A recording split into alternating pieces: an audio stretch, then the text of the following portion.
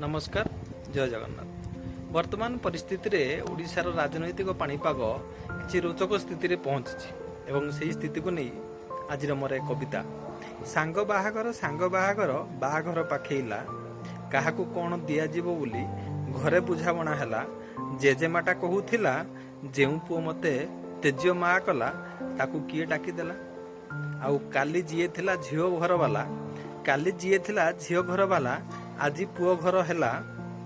काली जीए थिला झीओ घर वाला आज पुओ घरे हेले। निज घर बुझी निजे खाइबा को निष्पत्ति से नहीं गले। भूल निष्पत्ति से नेले बरजात्री भाभी जहाँ ठकिले से झीओ घर हेले से झीओ घर हेले। जहाँ सांगे थिला विवाद आमर झीओ घर लोक भाभी जहाँ सांगे थिला विवाद आमर झीओ घर लोक भाभी सेई कहे आसी भिणेई नमस्ते ज्वाई पुओ सांग भाभी देखांती कमर छवि कुहंती आसुनु आम पाख थरे देखिब असली चाबी देखिब असली छवि। आ बरजात्रीगण होई एकजुट झीओ को पाखे आनिले। बरजात्रीगण होई एकजुट झीओ को पाखे आनिले। पूर्व प्रस्तुत को खातिरी न करी विज्ञापन जारी कले।